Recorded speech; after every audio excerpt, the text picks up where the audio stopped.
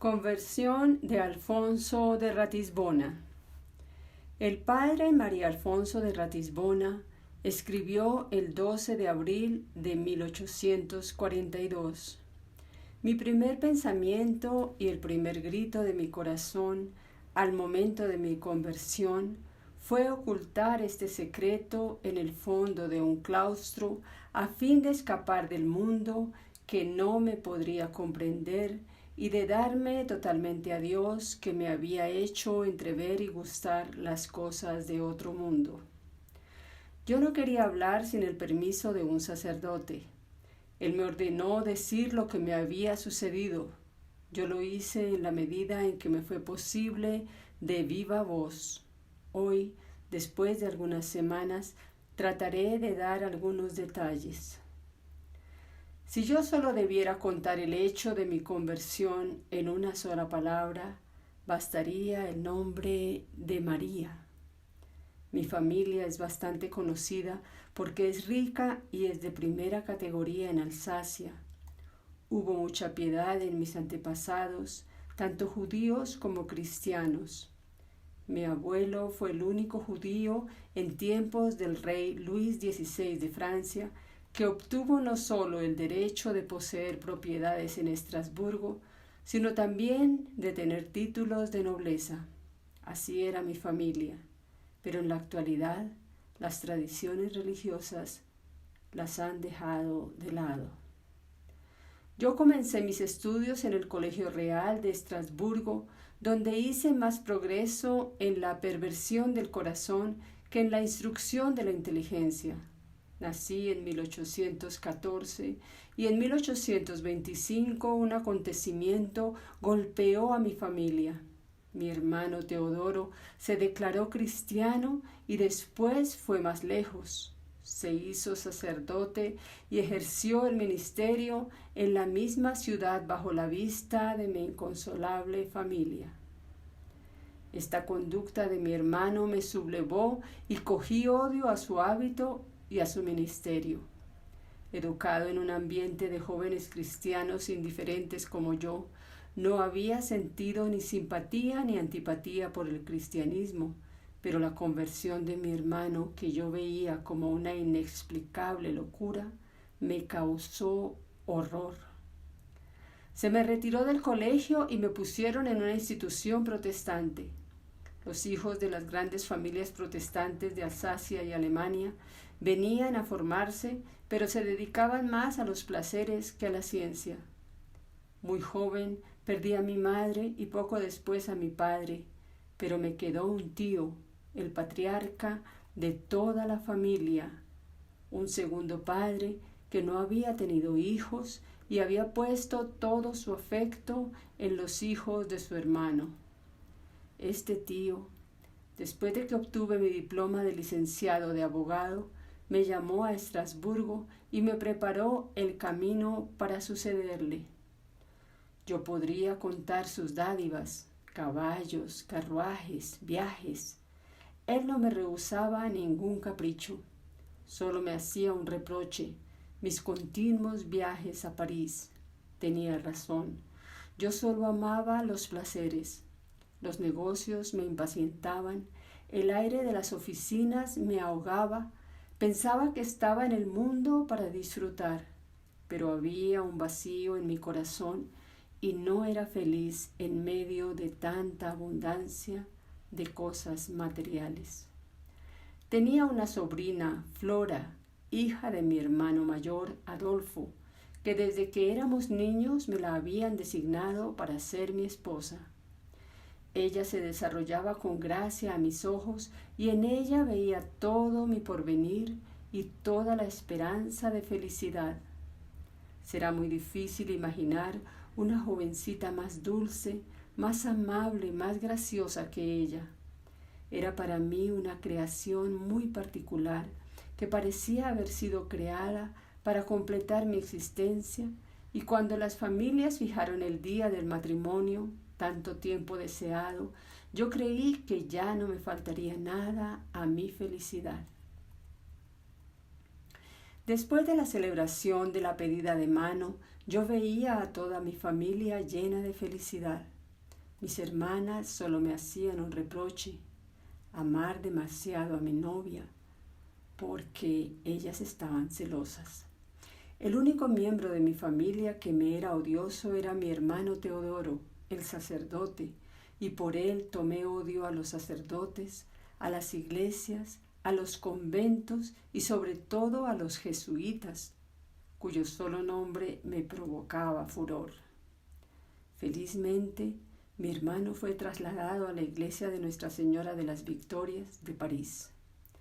Dijo al despedirse que rezaría por la conversión de sus hermanos y hermanas. Como mi novia tenía 16 años, se juzgó conveniente postergar el matrimonio y me fui de viaje esperando la hora de nuestra unión. Llegué a Roma y visité con monótona admiración las galerías, circos, iglesias, catacumbas y las innumerables magnificencias de Roma.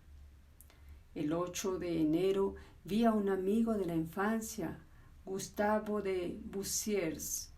Fuimos a cenar a casa del padre de mi amigo. Al entrar en el salón, encontré al hijo mayor de esta familia, Teodoro de Bussiers, que había sido protestante y se había hecho católico, lo que era suficiente para inspirarme una gran antipatía. Uno de los días fui a visitar al señor Teodoro de Bussiers, el convertido católico. Él me habló de las grandezas del catolicismo y yo le respondí con algunas ironías e imputaciones que había leído u oído. No hice más por respeto a la señora y a los niños que jugaban junto a nosotros. Al fin me dijo: como detestas la superstición y profesas doctrinas liberales, ¿tendrás el coraje de someterte a una prueba inocente? ¿Qué prueba? Será llevar un objeto que te voy a dar, una medalla de la Virgen. Te parecerá ridículo, ¿verdad? Pero yo le doy un gran valor a esta medalla.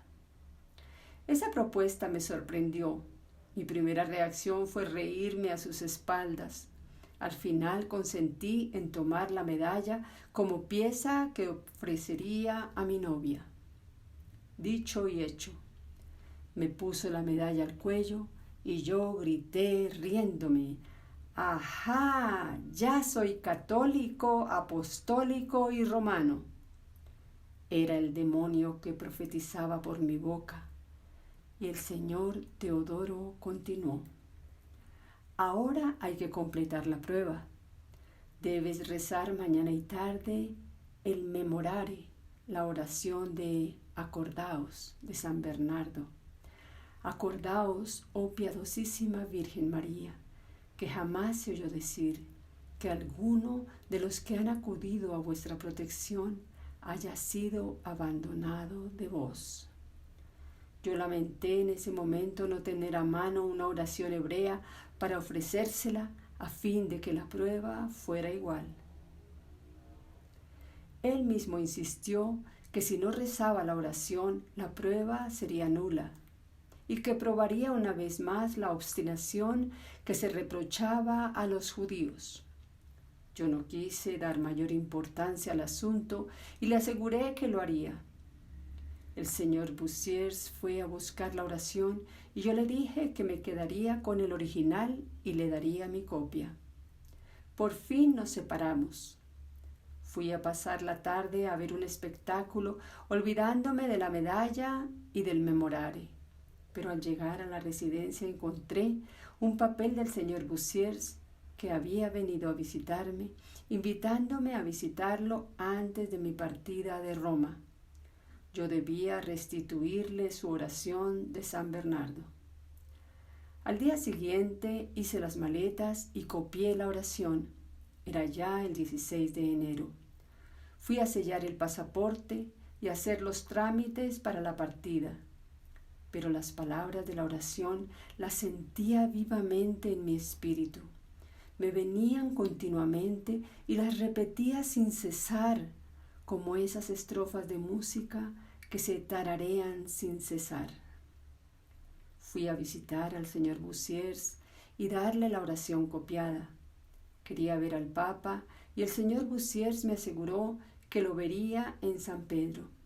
Salimos juntos a pasear y hablamos de diversas cosas. También hablamos de cosas religiosas y yo las tomaba a risa. Él me dijo: a pesar de tus arrebatos, tengo la convicción de que un día serás cristiano, porque tienes un fondo recto que me asegura que Dios te dará la luz. Los paseos en carruaje se repitieron los 2 días siguientes y duraban 1 a 2 horas. El miércoles 19 de enero lo vi y parecía triste. Sus preocupaciones habían disminuido, su afán proselitista, y yo pensé que se había olvidado de la medalla milagrosa, mientras que yo murmuraba continuamente la oración de San Bernardo. En la noche del día 19 al 20 me desperté sobresaltado y vi delante de mí una gran cruz negra de una forma particular, pero sin Cristo. Yo hice esfuerzos para quitármela de la vista, sin embargo no podía evitarla, aunque volviera la vista a otra parte. No sé cuánto tiempo duró esto. Al fin me dormí y al despertar ya no pensé más en ello. Ese día 20 escribí a la hermana menor de mi novia y le decía: que Dios te guarde. Ese mismo día recibí carta de mi novia y al final me escribía: que Dios te guarde. Parecía que ese día estaba bajo el cuidado de Dios. Si alguien me hubiera dicho en la mañana de ese día: tú te has levantado judío y te acostarás cristiano, lo habría mirado como al más loco de los hombres. Después de haber desayunado en el hotel y llevado las cartas al correo, fui a ver al joven Gustavo de Busiers, que había regresado de casa, por lo que había estado ausente varios días. Nos separamos a las 11 de la mañana y yo fui a un café de la Plaza España a leer los periódicos. Era mediodía. Si en ese momento un interlocutor me hubiera dicho: Alfonso, dentro de un cuarto de hora tú adorarás a Jesucristo, tu Dios y Salvador, te prosternarás en una pobre iglesia, te golpearás el pecho a los pies de un sacerdote, irás a un convento de jesuitas donde pasarás el carnaval para prepararte para el bautismo, listo para inmolarte por la fe católica, y renunciarás al mundo, a sus pompas, a sus placeres, a la fortuna, a las esperanzas, a tu porvenir y hasta a tu novia, al cariño de tu familia, a la estima de tus amigos, al afecto de los judíos, y no aspirarás más que a seguir a Jesucristo y a llevar su cruz hasta la muerte. Yo digo que si tal profeta me hubiera hecho tal predicción, lo habría juzgado el hombre más insensato del mundo, y sin embargo es esa locura lo que hace hoy mi cordura y mi felicidad. Saliendo del café me encuentro el carruaje de Teodoro de Busiers. Él se detiene y me invita a subir para dar un paseo. Acepté con gusto. Él me pidió permiso para detenerme unos minutos en la iglesia de San Andrés del Fraté. Me propuso quedarme en el coche, pero preferí salir para visitar la iglesia. Allí se estaban preparando los funerales de uno de los buenos amigos del señor Busiers. Era el conde de la Ferronné. Su muerte súbita era la causa de su tristeza. Él me dijo que sería cuestión de unos 10 minutos. Visité la iglesia, pequeña, pobre y desierta. Estaba casi solo. Ningún objeto de arte llamaba mi atención. Pasé la mirada a mi alrededor. Maquinalmente me acuerdo solamente de que un perro negro saltaba y brincaba delante de mí. Pronto el perro desapareció. La iglesia entera desapareció y no vi nada. Oh, mi Dios, vi una sola cosa. La palabra humana no puede expresar lo que es toda descripción por sublime que sea. Solo será una profanación de la inefable verdad. Yo estaba prosternado, bañado en lágrimas, cuando el señor Bussiers me llamó. No podía responder a las preguntas que me hacía. Yo agarraba la medalla que llevaba al cuello y besaba con emoción la imagen de la Virgen. Era ella. Yo no sabía dónde estaba. No sabía si era Alfonso u otra persona. Sentía un cambio tal que creía ser otra persona. La alegría más ardiente llenaba el fondo de mi alma. No podía hablar. No quería revelar a nadie lo que había pasado. Sentía en mí algo tan sagrado y solemne que pedí un sacerdote y cuando estuve en su presencia y recibí la orden de hablar, hablé en la medida que me era posible, de rodillas y con el corazón temblando. Mis primeras palabras fueron palabras de reconocimiento para el Señor de la Ferronné y para la archicofradía de Nuestra Señora de las Victorias. Yo sabía con certeza que el Señor de la Ferronné había rezado por mí, aunque no sabría decir cómo lo sabía. Yo salía como de una tumba, de un abismo de tinieblas y estaba vivo, totalmente vivo, y lloraba y veía en el fondo del abismo las miserias de las que había sido sacado por una misericordia infinita. Pensaba en mi hermano Teodoro con una alegría indecible. Me pregunto cómo entendí ciertas verdades porque yo nunca abrí un libro de religión. Jamás había leído una página de la Biblia y el dogma del pecado original totalmente olvidado o negado por los judíos de nuestros días nunca había ocupado mis pensamientos. ¿Cómo llegué a esos conocimientos? No lo sé. Lo que yo sé es que entrando en la iglesia ignoraba todo y saliendo yo veía claro. No puedo explicar este cambio. Yo no tenía conocimiento de la letra, pero entreveía el sentido y el espíritu de los dogmas. Yo los sentía más que verlos, y los sentía por los efectos inexpresables que producían en mí. Todo pasaba dentro de mí. Lo cierto es que el mundo no valía nada para mí. Las prevenciones contra el cristianismo ya no existían. De los prejuicios de mi infancia no había la menor huella.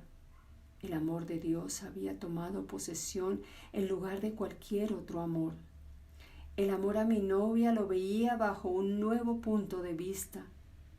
Yo la amaba como se ama a un objeto que Dios tiene entre sus manos, como un precioso regalo que hace amar mucho más al donante. Pedí a mi confesor, el padre Villefort, y al señor de Bussiers que guardaran mis secretos sobre lo que había pasado. Pensaba encerrarme en un convento de trapenses para ocuparme solamente de las cosas eternas.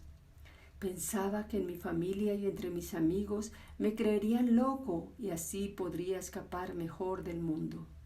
Sin embargo, mis superiores eclesiásticos me dijeron que las injurias y los falsos juicios eran parte del cáliz de un verdadero cristiano. Yo estaba dispuesto a todo y pedía insistentemente el bautismo. Querían postergarlo y yo gritaba: los judíos que oyeron la predicación de los apóstoles fueron bautizados de inmediato, y ustedes quieren retardar el bautismo a quien ha oído a la reina de los apóstoles. Entré al convento de los jesuitas para un retiro bajo la dirección del padre Villefort. Este hombre de Dios es una personificación de la caridad celestial. Todos los días durante el retiro, el superior general de los jesuitas venía él mismo a verme y sus palabras me llenaban de alegría, de luz y de vida. Su recuerdo hoy día es suficiente para recordar la presencia de Dios. No tengo palabras para expresar mi reconocimiento por Teodoro de Bussiers y por la familia de la Ferronné, a la que tengo una veneración muy especial. Llegó por fin el 31 de enero y una multitud de almas piadosas y caritativas me rodearon de ternura y simpatía. No diré todo lo que se refiere a mi bautismo, confirmación y primera comunión, gracias inefables recibidas el mismo día de manos del cardenal Patrici, vicario de su santidad. Yo tenía deseo de ver al Papa y como nuevo hijo de la Iglesia fui presentado al Padre de todos los fieles. Creo que desde mis bautismos sentí por el Papa sentimientos de respeto y amor de un hijo a su Padre. Todas mis ansiedades se derrumbaron cuando lo vi, tan sencillo, humilde y paternal. No era un monarca, era un padre de bondad que me trataba como a un hijo bien amado. Las cartas de mi familia me dieron total libertad. Esta libertad se la consagro a Dios y se la ofrezco ahora con toda mi vida para servir a la Iglesia y a mis hermanos bajo la protección de María. Observemos ahora algunos detalles de la conversión de Alfonso desde el punto de vista del barón de Teodoro de Busiers. Al regresar yo a la iglesia de San Andrés del Efraté, lo descubro arrodillado en la capilla del Arcángel San Miguel. Me acerco a él y lo toco 3 o 4 veces antes de que él se dé cuenta de mi presencia. Vuelve su rostro hacia mí, entre lágrimas junta sus manos y me dice: ¿cómo ha rezado por mí el Señor de la Ferronné? Yo sentía que estaba en presencia de un milagro. Lo levanto, lo guío y lo llevo, por así decir, fuera de la iglesia y le pregunto qué tiene y me responde: llévame a donde quieras, después de lo que he visto, yo obedezco. Le pregunto que me diga lo que ha pasado. Él saca de su pecho la medalla milagrosa y la llena de besos y lágrimas. Él solo responde con exclamaciones entrecortadas: soy feliz, Dios es bueno, qué plenitud de gracias y cuánta bondad. Después, pensando en los herejes e incrédulos, llora y me pregunta si está loco. Pero él mismo responde: no, yo estoy cuerdo, no estoy loco. Cuando se calma un poco, radiante y transfigurado, me da un fuerte abrazo y me pide que lo lleve a un confesor. Quiere saber cuándo recibirá el bautismo, sin el cual no podrá vivir, y me explica que él no dirá nada sino con el permiso de un sacerdote, porque lo que tengo que decir solo lo puedo decir de rodillas. Lo llevo a los jesuitas, al padre Villefort, que le pide que se explique. Entonces saca su medalla, la abraza y grita: ¡la he visto, la he visto! Después se calma y dice: estaba en la iglesia cuando de golpe he sentido una emoción inexpresable. Levanté mis ojos y todo el edificio había desaparecido ante mis ojos. La sola capilla concentraba toda la luz y en medio de aquellos rayos apareció de pie sobre el altar, grande, brillante, llena de majestad y dulzura, la Virgen María, tal como está en la medalla. Una fuerza irresistible me lanzó hacia ella. La Virgen me hizo un gesto con la mano de arrodillarme y me parecía decir: está bien. No me ha hablado, pero yo lo he comprendido todo. Yo estaba con Alfonso y el padre Villefort cuando el general Japusty entró y le dijo: Señor, ¿usted ha visto la imagen de la Virgen? ¿Cómo ha sido? Alfonso le interrumpió: ¿la imagen? Yo la he visto a ella misma, en realidad como una persona, así como lo veo a usted. Después de dejar al padre Villefort, fuimos a dar gracias a Dios, a Santa María la Mayor y después a San Pedro. Me decía tomándome las manos: ahora comprendo el amor de los católicos por las iglesias y la piedad que los lleva a adornarlas y embellecerlas. Junto al altar donde estaba el Santísimo Sacramento parecía perder el conocimiento si no se alejaba pronto. Le parecía tremendo estar ante la presencia de Dios vivo y me decía: aquí no tengo miedo, estoy protegido de una misericordia inmensa. Y quería pasar la noche junto al féretro del Señor de la Ferronné, porque se admiraba del lazo poderoso que lo unía a Él. El 31 de enero de 1842, en la iglesia de Jesús de los jesuitas de Roma, fue su bautismo. Después del bautismo se celebró una misa en la que comulgó, derramando abundantes lágrimas de emoción. El nuevo convertido recibió la bendición del Papa en una audiencia especial en la que el Papa le regaló un crucifijo que conservó toda su vida y le bendijo muchas medallas milagrosas para que propagara su devoción. Su hermano Teodoro, ya sacerdote, se reunió con él en marzo y así los dos pudieron celebrar la alegría de la conversión de Alfonso. Para perpetuar la memoria del milagro de su conversión, Alfonso de Ratisbona hizo construir la actual capilla de la Casa de las Huérfanas de la Providencia, dedicada a la Santísima Virgen de la Medalla Milagrosa, en la que todos los años, el 20 de enero, aniversario de su conversión, celebra la misa el Superior General de los Padres Vicentinos. Para evitar falsas interpretaciones, el Papa Gregorio XVI ordenó una encuesta canónica y el día 3 de junio del mismo año, 1842, el cardenal Patrici, juez ordinario de la Curia Romana, hizo pública la siguiente declaración oficial: el eminentísimo y reverentísimo señor cardenal vicario de la ciudad ha declarado y pronunciado definitivamente que consta plenamente el verdadero e insigne milagro obrado por Dios por mediación de la bienaventurada Virgen María en la conversión instantánea y completa de María Alfonso Ratisbona del judaísmo, y por cuanto es bueno y conveniente revelar y confesar las obras de Dios, su eminencia se digna permitir que a la mayor gloria de Dios y acrecentamiento de la devoción de los fieles a la bienaventurada Virgen María, pueda publicarse e imprimirse la relación de este milagro insigne al que puede dársele pleno crédito y autoridad. Alfonso entró en el noviciado de la Compañía de Jesús y se hizo jesuita. Su hermano Teodoro le daba vueltas a la idea de establecer una congregación de sacerdotes y religiosas dedicada a la salvación de los judíos. Un día, el padre Aladel le escribió: una hija de la caridad ha encontrado 2 niñas cuya madre se muere y de las que poco se ocupa su padre. Son israelitas, lo mismo que sus padres. Una tiene 14 años y la otra 11. La hermana les ha puesto la medalla milagrosa y dice que sus padres la cederían sin dificultad a quien se encargase de instruirlas. La hermana ha pensado en usted.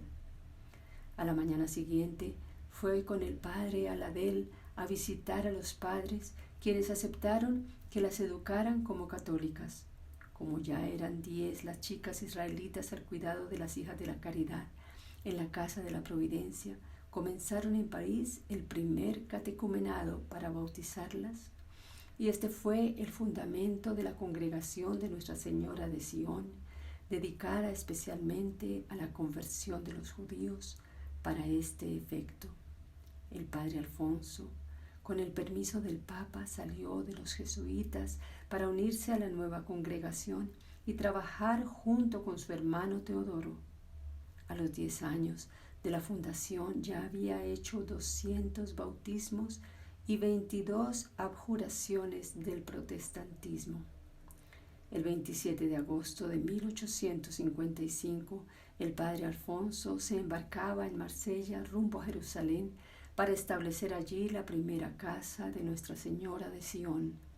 Compró el antiguo pretorio de Pilatos, que convirtió en el convento del Exeomo de las religiosas de Nuestra Señora de Sion. Su iglesia fue erigida por el Papa León XIII en Basílica en 1902.